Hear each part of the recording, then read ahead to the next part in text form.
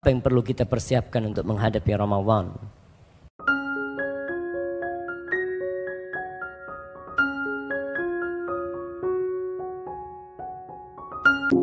Belum tentu kita hidup sampai Ramadan. Iya.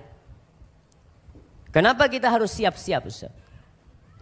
Kau belum tentu hidup sampai tahun depan. Kenapa kau bangun rumah? Banyak bangun rumah. Bangun rumah ini berapa lama kira-kira? Butuh waktu 1,5 tahun. Apakah umurmu sampai 1,5 tahun? Wallahu a'lam. Tapi kenapa kau bangun? Untuk Ramadan kau tidak mau siap-siap. Mungkin kau hidup sampai sana. Kalaupun kau mati di tengah-tengah jalan, maka kau mati di atas niat yang mulia. Ahibati fillah, apa yang perlu kita persiapkan untuk menghadapi Ramadan? Yang pertama, kalau ada tamu yang mau datang ke tempat kita, nih panitia Sayyid Naum, kenapa dia siapkan tempat yang bersih, dikasih tenda sini macam-macam. Karena mereka berpikiran ada yang mau datang. Dia siapkan.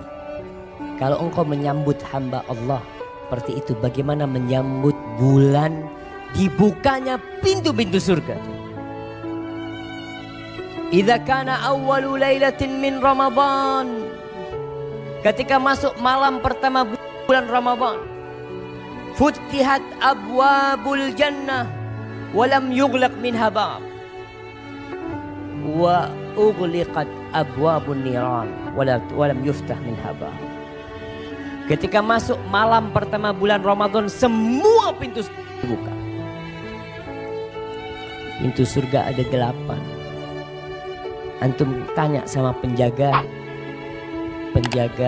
ya pasar-pasar di Tanah Abang, sama satpamnya, Pak, saya mau tanya Pak, pintu ke masuk pasar ini berapa? Oh ada 4 pintunya, sebelah sana sebelah sini. Masya Allah. Coba tanyakan, Pak, pintu surga ada berapa? Betul. Kadang-kala kita perlu tanya sama mereka. Kita perlu tanya. Nih jamaah, semua itu harus memiliki peran dalam menegakkan agama Allah ini. Tidak semuanya bisa ceramah di tempat ini. Enggak semuanya. Ada yang bisa pakai duit. Aku pakai duit, fadhal. Ustaz, ana bisa pakai tulisan. Aku bikin tulisan. Supaya orang-orang di sekitar kita nih yang muslimin, mayoritas mereka tahu apa itu Islam. Maka bulan Ramadan pintu surga semuanya dibuka. Pintu neraka semuanya ditutup. Masa kita nggak siap-siap untuk menghadapi bulan Ramadan itu? Bersih-bersih diri. Ya, lihat ke wajah kita.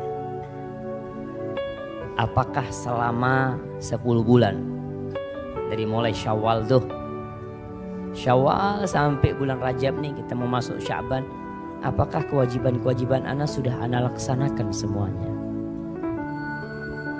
Atau nanti masih ada yang belum ana laksanakan? Kau lihat dosa. Kita ini kadang-kala sama jamaah untuk masalah dosa. Ya, banyak orang terjebak dalam dosa tapi merasa nggak dosa. Apa penyebabnya? Seperti kebanyakan umat Islam yang makan riba. Dia kerja riba, mobilnya riba, motornya riba, HP-nya riba. Terus apa lagi? Istrinya mungkin riba juga. Dia juga ngutang untuk mahar istri. Banyak di antara mereka yang tidak merasa itu dosa. Enggak merasa itu dosa. Bahkan orang tua ketika melihat anaknya resign dari kerjaannya, dari bank konvensional, keluarganya semua pada marah. Kenapa? Karena selama ini tidak dianggap dosa, jemaah. Ketika melihat anaknya resign, Allah, ini ikut aliran apa kau nak? Ya Allah jemaah, hada dinuna, hada Islam. Udahlah nak, kau jangan ngaji sama yang jenggot-jenggotan itu. Aduh, Sesat kau nanti nak sama dia. Dari selama ini kau nyaman hidup, punya mobil, punya motor. Sejak kau ikut kajian itu jadi miskin kau. Subhanallah jemaah. Betul jemaah. Itu orang tidak merasa dosa, kenapa? Karena tidak ngerti. Nggak paham. Gimana kita mau menghisap diri kita kalau kita nggak paham mana yang dosa, mana yang pahala. Kita nggak ngerti nih. Kita hanya ikut perasaan. Contoh nih, kadangkala ada seorang keponakan, dia selalu salaman, ciuman, dicium sama istri pamannya. Karena selama ini Ustaz, ana pikir istri paman ana kan mahram buat ana. Dari mana istri pamanmu jadi mahram? Ya kan seperti paman ana lah Ustaz. Enggak. Di sini dibutuhkan ilmu untuk melihat, oh ternyata yang ini dosa. Ini nih yang pahala. Anak kira ini dapat pahala, ternyata enggak. Sebagian umat Islam tidak pakai jilbab. Nah, masih kita lihat. Ketika ditanya, kenapa bu kok nggak pakai jilbab? Kan ada fatwa yang mengatakan jilbab tidak wajib. Nah, berarti kan dia melepas jilbabnya tidak merasa itu dosa. Tapi ada orang yang dikatakan, mbak kok nggak pakai jilbab? Doakan Ustadz, mudah-mudahan saya dapat hidayah, saya kepingin pakai jilbab. Ini nggak apa-apa. Yang tadi itu yang pertama dia meninggalkan jilbab dengan ilmu. Karena ada fatwa yang mengatakan jilbab tidak wajib. Kalau yang kedua karena dia belum mampu pakai jilbab. Tapi dia tahu, anak tahu Ustadz, seharusnya seorang muslimah itu pakai jilbab. Ana paham Ustaz. Cuma ana kok belum siap untuk hal itu. Ya kita doakan. Tapi kalau yang pertama, ya mau gimana, dia merasa udahlah orang ada fatwa seperti itu. Maka ilmu jemaah. Kita ini mau menghisap diri kita butuh ilmu.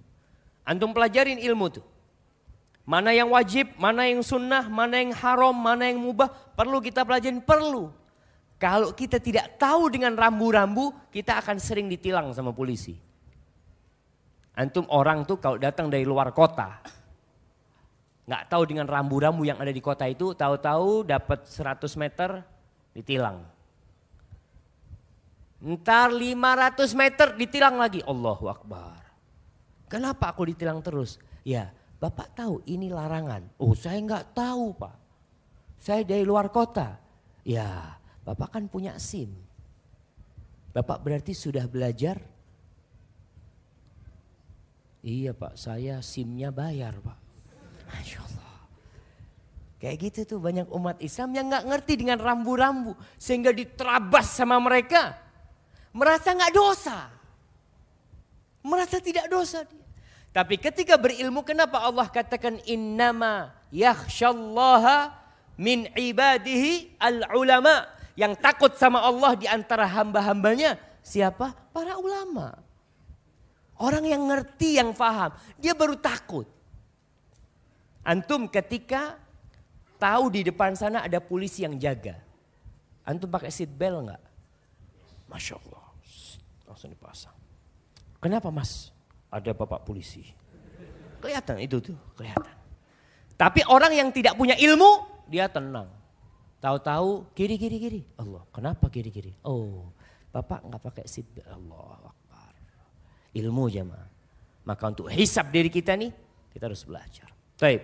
Yang kedua, sebelum kita beramal, kita ini udah beramal puluhan tahun. Tapi antum berpikir, amalan antum kira-kira diterima enggak? Kalau yang pertama tadi berbicara tentang ya dosa sama pahala. Kita udah tahu nih dosa ini pahala, alhamdulillah kita udah paham Ustaz. Kita udah bisa menghisap nih. Ternyata amalan kita dosa, yang ini pahala. Tapi perlu kau hisap lagi. Diterima enggak kira-kira amalanmu? Karena syarat diterimanya amalan tuh ikhlas lillahi ta'ala dan sesuai dengan tuntunan Rasulullah sallallahu alaihi wasallam. Itu syahadat kita. Itu syahadat kita. Ustaz ana nih alhamdulillah suka puasa Ustaz. Bahkan anak kalau puasa 40 hari. Boleh dalam Islam. Bapak nggak boleh Pak. Rasul Shallallahu Alaihi Wasallam tidak pernah puasa sebulan penuh kecuali Ramadan, kata dia.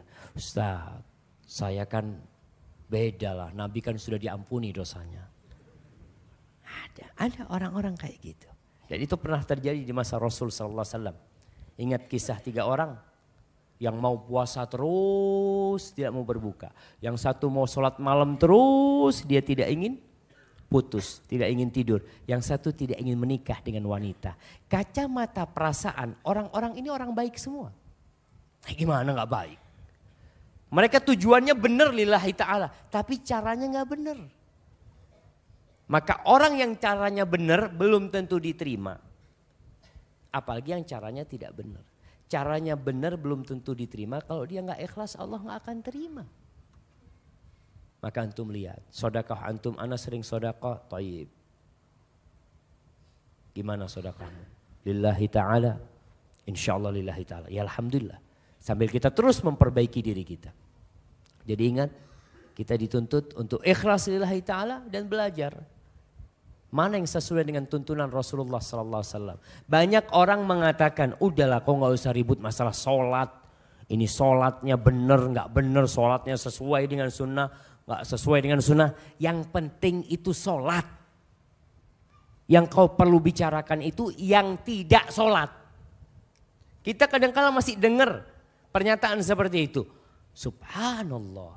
Pernyataanmu ada benarnya. Tapi ada gak benarnya juga. Gak benarnya di mana? Gak benarnya itu Allah mengatakan fawailun lil musallin. Celaka orang-orang yang sholat. Ini orang udah ahli ibadah, sholat jamaah. Celaka dia. Kalau yang gak sholat betul kita perlu dakwain mereka. Tapi yang sholat perlu diperbaikin kualitas sholatnya.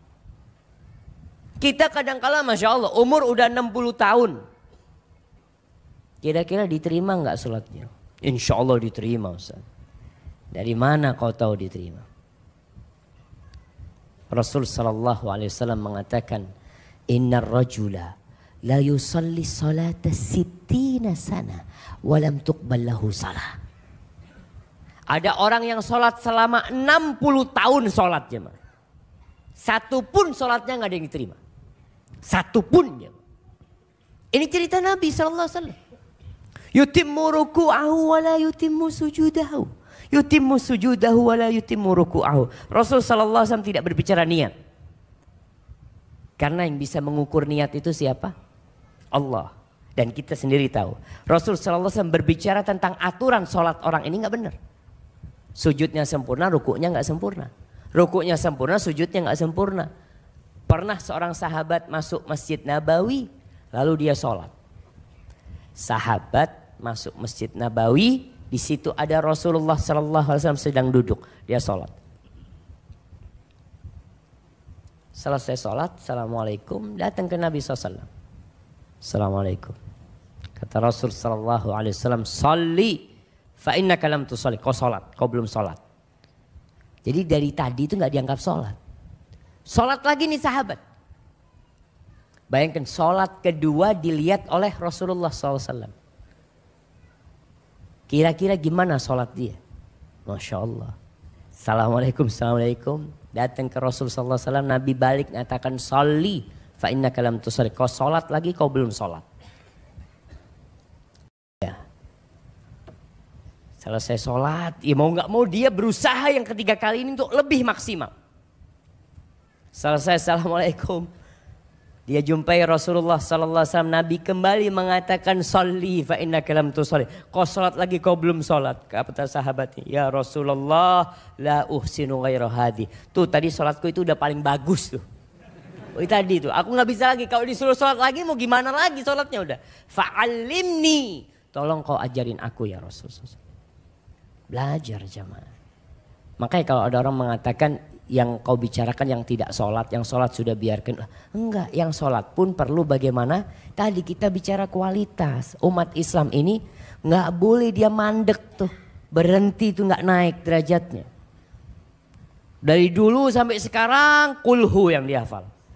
Qul huwallahu ahad, qul a'udzu bil falaq, qul a'udzu bin nas. Tanya, Bapak umur sudah berapa? Ya Ustaz, Ya baru 58 tahun lah. Hafalannya nggak nambah enggak Ustaz. Tapi kalau fulus alhamdulillah Ustaz. Kenapa? Karena dia nggak mau belajar jamaah. Maka tolong nih yang kedua ini. Sama sebenarnya. Kalau yang pertama tadi kita bicara supaya kita tahu ilmu. Mana yang halal, mana yang haram. Mana yang wajib, mana yang sunnah. Mana yang boleh, mana yang nggak boleh. Tapi yang kedua belajar untuk menyempurnakan. Yang udah sholat, alhamdulillah Ustaz Ala ini udah sholat sejak umur 9 tahun dan tidak pernah meninggalkan sholat, alhamdulillah. Sekarang kau lihat, kira-kira sholatmu udah bener enggak? Pelajarin lagi, kembali kepada ilmu.